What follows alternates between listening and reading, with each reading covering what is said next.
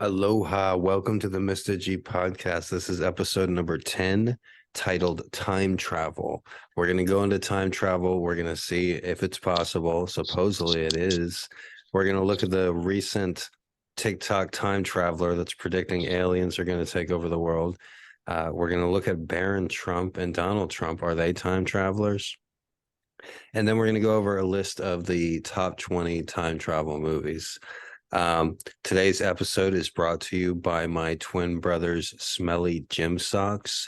You can find my twin brother's smelly gym socks somewhere in New England, probably New Hampshire or Vermont, in some backwoods or a dirty, dingy basement.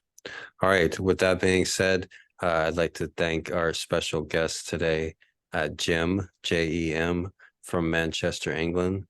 Say hello, Jim. Hi there, thank you for having me. Oh, it's a pleasure, and I'm interested in to see if you've seen some of these time travel movies. I've looked at the list. I glanced at it just to see what was number one, basically, and I was familiar with some of the ones I've seen.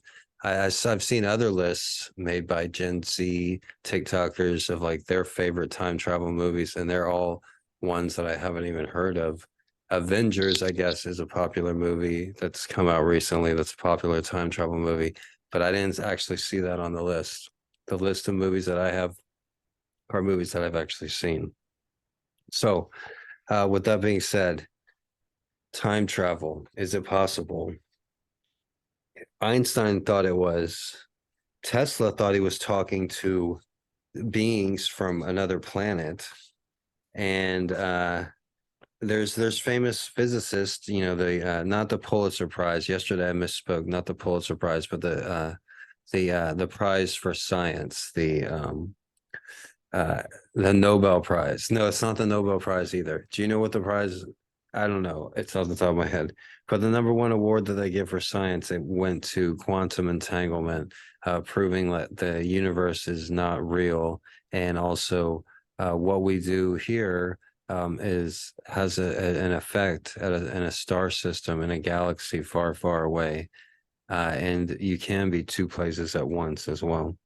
But this TikTok time traveler, he's made a lot of news recently because he's been predicting these things, and he's got millions of views. So just this year, all right, he had some crazy predictions. On April 12th, there was supposed to be a deep sea research team would allegedly discover the first colossal squid. Okay, that might have came true. Okay, they did recently find a colossal squid. Okay, but on May 15th, recently, that just happened, San Francisco would allegedly be hit by a 750-foot tsunami that would result in more than 200,000 casualties. That didn't happen. June 12th, 2023, an earthquake the magnitude of 9.5 would allegedly cause a 5-mile trench opening. That's probable. That's might happen sometime in the near future. August 17th, 2023, scientists would allegedly learn to track wormholes and send a spacecraft into one.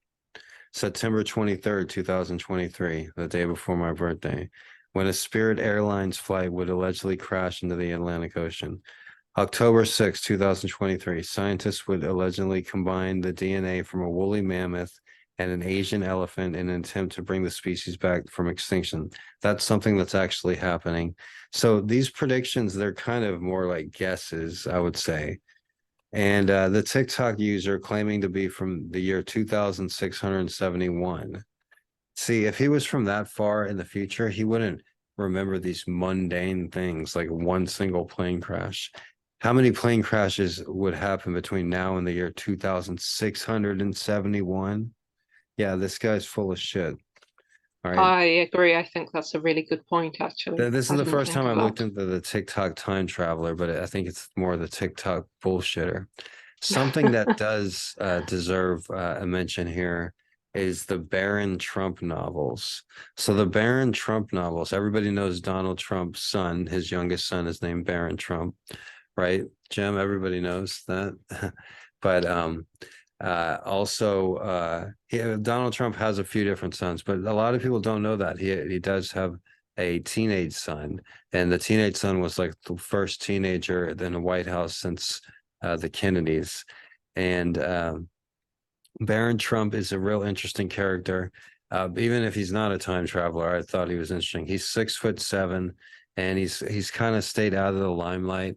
But his mother is Melania Trump, the former supermodel, and his father is Donald Trump. And so, what an interesting upbringing he must have. But he's always been a mystery to the press. But recently, in the past couple of years, the Baron Trump novels found on the United States government website of all places. There are two children's books written in 1889 and 1893. What Keanu's burying my paper. She's like, we got to hide these. They remained obscure until he's literally like hiding my notes. All right, so these two novels, they remained obscure until 2017 when they received media attention for the similarities between the protagonists and US President Donald Trump.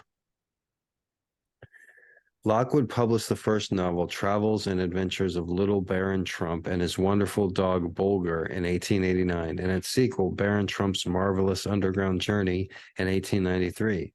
The novel accounts the adventures of the little boy who goes by Baron Trump as he discovers weird underground civilizations and flees from his entanglement. The novels were part of a trend of U.S. literature. So this is like around the time of Lewis Carroll's Alice in Wonderland in 1865. And they did not receive the kind of acclaim as, other children's books. But they were rediscovered, like I said, when Donald Trump became president.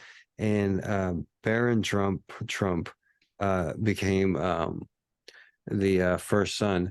But the one of the striking similarities that really caught me was the address of Baron Trump in the 1889 novel. It takes place in New York City, and the address is the same address as Trump Tower, the current address of Trump Tower. Since New York is such an old city, a lot of things have gone on since then, and the buildings have changed, but it's the same exact address. And so there's pictures of Baron Trump on the book, and it's just the similarities. Like, how could that just happen naturally, organically? Like, you'll see pictures of like old 1800 pictures of and celebrities today, like, oh, look, Nicolas Cage as an 1800s person, or, this person has similarities to Brad Pitt in the 1800s, or this person or that person. But there's always a slight difference. These similarities of the address being the same, that's just really interesting, and how Donald Trump, if he was a time traveler, would make sense because he's unlike any other political figure. And if he came back, he couldn't come back as a regular political figure. He would have to be an outsider. Also, there's the, Trump's uncle was a famous MIT professor who received all of Nikola Tesla's workings. And so it's speculated that Trump's uncle found Nikola Tesla's papers, and in the papers discovered time traveled, and they worked with with his uncle to develop a time machine to go back in time. So that's that. There's a lot more credibility to Donald Trump being a time traveler than this TikTok time travel guy. Let me tell you, right? What do you think, Jim? Well, yes, this is the first I've heard of the TikTok time traveler, but it reminds me very much of, if for those that know about psychic mediumship and all of that kind of thing, they will know. You would have heard of Barnum statements, cold calling, and that is really, you're saying generic things. There is a good possibility if I say to you, I'm communicating with somebody with the letter G, there's a good chance you're going to know somebody with the letter G. Yeah, just like So, fortune tellers, how they're able to predict things as well. so it's, I mean, and the interesting thing about that is that people have a tendency to dismiss what doesn't fit and focus on what does fit.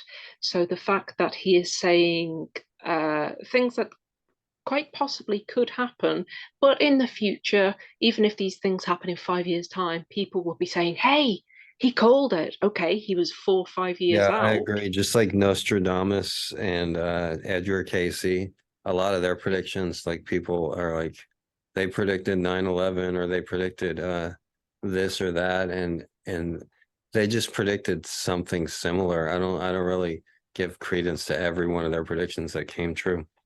So But yes, uh, I don't agree with this but on, guy. on lighter So notes, the top 20 time travel movies of all time. Now, number 20, I actually saw in the movie theaters, Time Cop, starring Jean-Claude Van Damme. Now, regardless of what anyone says, this is what the writer says. I believe in my heart that Time Cop was greenlit because someone showed a studio executive a picture of Jean-Claude Van Damme and said the word Time Cop out loud, at which point they had to throw a script together as quickly as possible. Nothing about Time Cop makes sense. It's the most 90s film ever made. All right, that movie I have seen. The next movie is a famous movie by director Christopher Nolan, I believe, that came out in 2020, Tenet. I haven't seen that, but I didn't know it was about time travel. But apparently here it says I have to be careful because Tenet might not be a time travel movie. Certainly time passes in it, and some of the people are going backwards in time. But I've seen this movie twice now, and it mainly just seems to be about people mumbling everything except for Kenneth Bra, who gets a shout out loudly 3 times. All right. Number 18, I don't think either of us have seen Cave Girl from 1985. Finally, a film uses time travel for the correct reasons to allow a horny 1980s high school student to go back to prehistory so they can convince a smoking hot bikini wearing cave girl to have it off with them. You will note I've ranked this above Tenet. All right, so I haven't seen Cave Girl. That sounds like an interesting set feature of the film, though. hmm. Number 17, Austin Powers, The Spy Who Shagged Me, 1999. I haven't seen that movie, but apparently Austin Powers is a time traveler. Weird to think of that Austin Powers was originally a fish out of water comedy in which the promiscuous titular character had to navigate the uptight world of the 1990s. That all fell apart for the sequel, where Powers was sent back to the 60s to shout his catchphrases at people who actually appreciated them. That makes it a time travel movie, right? Number 16, The Butterfly Effect. Have you seen that, Jim? I've heard of it and I really want to watch it, but I haven't. It's right up my The street. Butterfly Effect. God, this film in summary. Ashton Kutcher plays a man who experiences blackouts only to learn some years later that he can travel back in time and inhabit his younger self's mind during the blackouts. But in doing so, he unleashes a world of unintended consequences. He becomes a murderer and loses limbs. Seek out the director's cut if you can, because it ends with Kutcher's character deliberately strangling himself in the womb with his umbilical cord. No, really. Wow. All right, number Wow. 15 is a movie available on Amazon. I saw it. I didn't watch it though. The Tomorrow War, 2021, wherein Chris Pratt is drafted into a war that takes place 26 years later because the invading aliens have already killed all the soldiers who were alive at the time. It's a great premise for a film. We all pay the price for the actions of other generations. Let down by a truly confusing ending, admit it. You forgot this film even existed, even though it cost 200 million to make and only came out 18 months ago. All right, an older film from 1964, The Time Travelers, a 1964 movie made on the cheap with genuinely terrible effects. The Time Travelers is about a group of scientists who travel to the future, fight some mutants, and then return. What sets it apart, though, is its crazed ending. The film ends with the scientists venturing into the distant future, whereupon the film plays through again faster and faster and faster until it cuts away to the still of the galaxy. Are they trapped in a loop? Is free will an illusion? Did the producers just run out of money? We may never know. All right, so that's the oldest one I've seen on the list, the 1964. And another new one, The Atom Project from 2022. So these are important to me because time travel, it's one genre that I don't watch movies very often, but time travel movies are one thing that I'm interested in. So this one has Ryan Reynolds in it, and it's called The Atom Project, in which a young boy's life is turned upside down when he is visited by an older version of himself from the future. I think everybody has had that thought, right? The good news, he grows up to be a fighter pilot. The bad news, he also grows up to have all the cadences and service level snarky patter of Ryan Reynolds.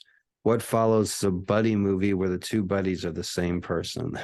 So he goes back to himself as a kid and hangs out with him as a kid. Isn't that funny? All right, so we're getting into the top 10.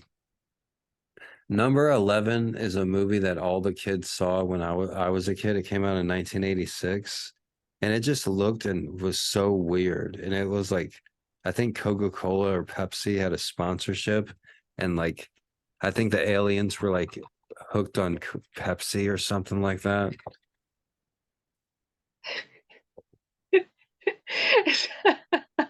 But it's called The Flight of the Navigator, and the film involves a young boy who goes missing in a Fort Lauderdale ravine. Part of the movie was well made, and that's why like it was so intriguing because it was like well produced at times, but the aliens were like Muppets, and you know how I feel about Muppets. But that just made it look so corny and campy. So you have like these decent special effects, decent lighting, decent acting, and then just these corny ass Muppets. That's what I remember the Flight of the Navigator. But there are UFOs and rubbery little creatures and whatnot. But there's a real emotional wall up to the moment when the boy realizes the world has moved on without him, right down to the scene that plays like a horror movie, where the boy realizes that his parents have become unrecognizably ancient, even though they are probably only in their early 40s. So he changes time and he comes back, and it's a realistic portrayal of what would happen if you really did go back and change things. So number 10, Primer from 2004. Some see Shane Carruth's Primer as the gold standard of what a time travel should be. It's the sort of movie that seems unnervingly realistic, from down at heel engineers to the unshowy nature of time travel itself, where people in effect just get in and out of some boxes, almost entirely unwillingly to explain itself. For years, Primer fans have come to rely on a series of graphs and charts to figure out what the film actually is. So I've never heard about that. Primer 2004. All right, 2012, Safety Not Guaranteed, a time travel movie that may or may not have any actual time travel in it. Colin Trevorrow's Safety Not Guaranteed is a delicate wonder of a thing. A man places an ad in a magazine asking for a time travel companion. Must bring your own weapons. I have only done this once before. And the respondents slowly come to realize that all is not quite as it seems. I've heard of that movie, Safety Not Guaranteed. All right, now we're getting into the top 8. These movies we've probably seen. Number 8, Planet of the Apes, 1968. That's the one with Charlton Heston. If you haven't seen Planet of the Apes, then the fact I put it on the list of all-time travel movies is probably quite a heavy spoiler. And for that, I'm sorry. But what I reveal this is what seems at first like a silly movie about Charlton Heston being persecuted by some monkeys quickly becomes something darker and more sinister. That new Adam Driver movie probably could have achieved something similar if it hadn't blabbled its big secret in the trailer. So, I like time travel movies and I like Planet of the Apes movies. Those are two genres that I like for some reason. Number 7, Avengers Endgame, 2019. Have you seen Avengers Endgame? No, the Marvel seem to have taken off in a direction and kind of left me behind. So I think I might have seen it and I've in the theaters and fallen asleep. I'm not sure. And I get those movies mixed up. It's just like everybody makes a big deal. I'm like, what the fuck?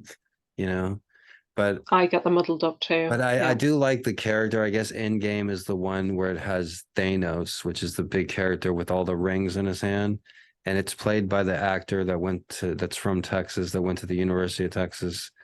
And he like snaps his fingers and like ends all time and stuff. And I like to snap my fingers, so I kind of like that part of the movie with it. But anyways, it says here Endgame is a lot, so much so that it is effectively a time travel movie and bookend by two entirely separate movies. And yes, it takes a lot of liberties with time travel, from Tony Stark's "Huh, I did it" invention to the lazy referencing of other time travel movies as shorthand for what the characters can do. Nevertheless, when they get to it, the film nails it. The Battle of New York is the obvious highlight, with Captain America fighting Captain America and the Hulk embarrassed by his unreconstructed former self. But the heart of the film really comes when Tony meets his father as a man and learns to let go of the past. So maybe I have seen some of that, but That sounds good, actually. It does sound like it's worth a watch. well, I like Thanos. I would be cheering for the bad guy, really. All right, number six is one that I have seen, and apparently it came out in 2014. So I must have left Texas when I saw it, but I had not. I guess it was right before I came to Hawaii. But number six is Interstellar. Uh, Yes, I've watched that. I really enjoyed okay, it. I did see that once, but I saw it on a small screen, maybe on a phone even, and in like a closet in like the backwoods somewhere. So I didn't really, but I did enjoy it, and it was supposedly, from what I hear from astrophysicists and videos on YouTube. I'm not an expert at time travel, but I watch a lot of Joe Rogan, so I know a little bit. I know a little bit. No, seriously, but as far as Interstellar goes, it was like accurate as far as the physics goes, and they say it's like one of the most accurate time travel movies. But it says here Interstellar is also a lot, but at its core, it is a simple ethical quandary. Would you try to save the world if it meant missing your children's entire lives? Matthew McConaughey has to touch down on a planet during a space trip. The problem is that every hour he spends there is equal to 7 years on Earth. Is the trip important enough for him to miss seeing the wonder of his children grow into adults? Technically, if you want to be fussy about this, Interstellar is a time dilation movie rather than a time travel movie, but it gets a pass. Largely because McConaughey sells the agony of the moment so beautifully. And I believe Matthew McConaughey was nominated for an Academy Award. He won the Academy Award for Best Actor for the movie Dallas Buyers Club. But before we get to our next movie, Interstellar, as far as they say, the premise of that movie is Matthew McConaughey goes onto another planet where 7 years, each hour that he spends on that planet is equal to 7 years on Earth. And there is some truth behind that. Like I said, Interstellar is somewhat accurate, where as far as Einstein's um, as far as how time and space are relative, we experience time because we're on the Earth and we're bending space time right now. And also, if you had a telescope strong enough, and if you were 100 light years away from the world, from the Earth, and if you shine that telescope on Earth, you would not see the Earth how it is today. You would see how it is 100 years ago, because you're 100 light years away. That's how long it takes light to travel. So, uh, as far as the Interstellar goes, he's on another planet and time is moving differently because other planets have other gravity, other planets have other revolutions of around their sun, and so time moves different depending on where you are in the universe. And basically, as far as time travel goes, you can see at any point in history of Earth if you were just in the right spot in the universe. And if you had a telescope strong enough, you could go to any spot on Earth and look back to Napoleon and look back to Jesus and look back to any point in history. So that's not far-fetched if you think, other species that have uh, hundreds of thousands, if not millions of years advance of evolution than we do. It's not too far-fetched that they could see all that just like in a blink of an eye. The same way we can't explain calculus to a monkey or to an ant. We can't, talk about philosophy like an alien species can't explain how they can just look at the planet and see every second that has ever existed and see every human that has ever existed just in a second. And that's so far-fetched, but you look at AI and quantum computing, that's where all the major companies, tech companies in the world, and are trying to get the first quantum computer. And this computer is going to be able to, do things that no human brain will ever be able to do. So it's amazing, and just thinking our quantum computer is nothing compared to a species that has 1 million years advance than we do. So I mean, like I said, it's proven with Albert Einstein. It's proven that you can see back into the past by standing at any point in history. All right, so we got to end this meeting within the next 10 minutes, but we'll go to the next five movies here. Number 5 is Bill and Ted's Excellent Adventure. I'm sure everybody's seen that. It's excellent. All right, 1989. Me and my brother grew up on that, as well as the sequel, Bill and Ted's Bogus Journey. And they did make a third movie that I have not seen because it's kind of sad. But it says here, there are times when Bill and Ted's Excellent Adventure feels like it was written by a toddler off his face on pop. But that's a deliberate ploy, a way to camouflage all the careful rigor that underpins the script. The lead characters are initially reluctant to embark on their time travel adventure until they're visited by versions of themselves from the near future who compel them to do it. A beautiful and hilarious example of predestination in action. Extra points are rewarded thanks to the film's total lack of interest and consequences. Swiping Abraham Lincoln and Napoleon from their respective heirs has no bearing on world history whatsoever, which is probably quite lucky. All right, number 4, also a good movie that I saw a long time ago, Looper from 2012. One problem with time travel movies is that the rules always need to be explained up front. In lesser hands, this can lead to all manner of clunky, stilted exposition. But when Rian Johnson dabbles in the genre with Looper, he gave us a masterclass in show, don't tell. The sequence where poor Paul Dano's character is tortured at 2 different points in time simultaneously, with the older version following instructions carved into the younger version's arm, is arguably one of the most invented uses of time travel in the entire history of cinema. All that, plus this is Bruce Willis's last truly great performance. So Looper has Paul Dano and Bruce Willis. Like I said, I saw it over 10 years ago when it first came out. Bruce Willis now has early stages of I was going to say Down syndrome. No, Bruce Willis has the early stages of Alzheimer's disease. He was one of my favorite actors, so I hope Bruce Willis does as well as possible in his later years. So number 3, I want to get through this. We only got about 5 minutes left here. The Terminator, 1984, and The Terminator 2, Judgment Day, 1991. The lure of the first 2 Terminator movies were the killer robots running around murdering everyone, but they were very smartly built around a framework of pure time travel. We only see the future in brief flashes, but what's important is the present. It is very, very important that Kyle Reese, a guy from the future, has sex with Sarah Connor, a woman from the present, because only that will save humanity as we know it. That's a hell of a pickup line.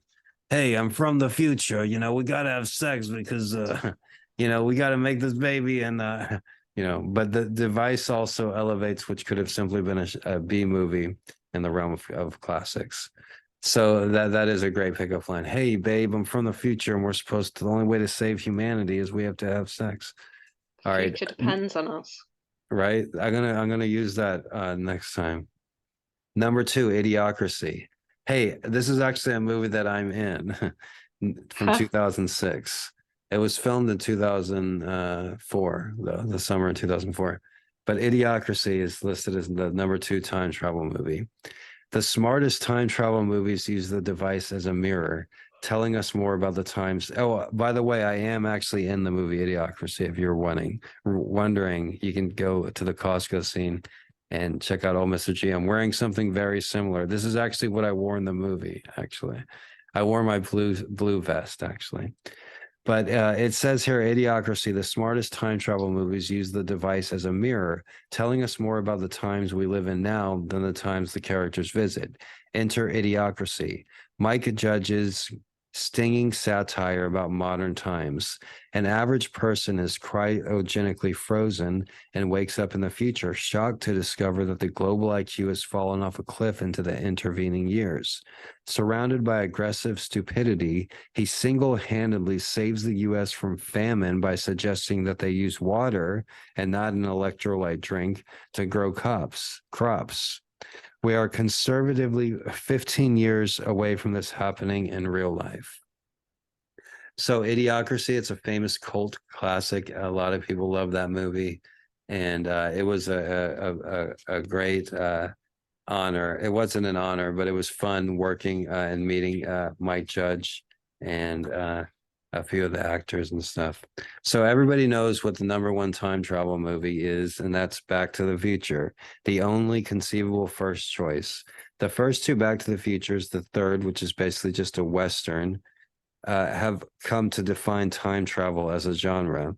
They deliver a complex set of hard sci-fi rules which can and cannot happen during time travel and miraculously manage to do in a way that kids can understand. Good music, cool clothes, a million catchphrases, and, in the case of the second film, an unnervingly precedent prediction of how Donald Trump would turn out. Just perfect. So those are the top 20 time travel movies.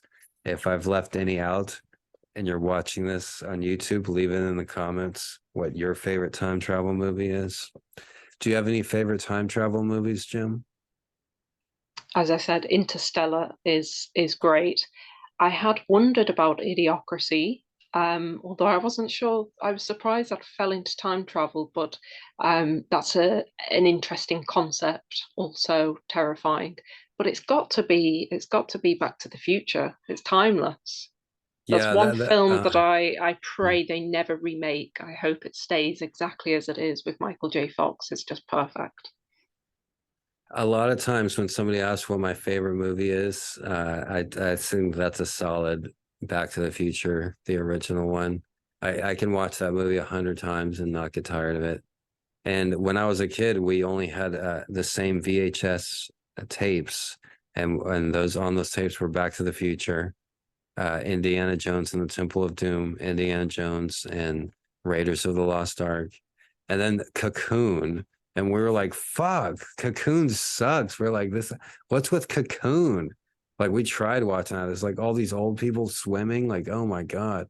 We just watched, Raiders of the Lost Ark or Back to the Future over and over. But as an adult, when I had to get through a Spanish fourth semester class at the University of Texas, which they call a weeding out class to get an upper echelon degree, one thing that I did was I watched Indiana Jones and Raiders of the Lost Ark in Spanish because I knew the whole movie word for word in English. And I would also watch, Back to the Future and other movies in Spanish. And I know what the actual dialogue is. So hearing the translation in real life, that would actually really help me as well. So thank you for joining us today, Jamie, aka Jim from Manchester. And Thank you for I having hope me. everybody enjoyed our talk about time travel. And join us for tomorrow. This was episode number 10. I really love doing this. Tomorrow is episode 11, and we're going to talk about aliens. So join us for that as well. Everybody, wherever you're at, I hope you have a wonderful day. From me and all my street kitties, out here near Chinatown in Honolulu, Hawaii. I bid you farewell, and I'll see you guys later. Aloha.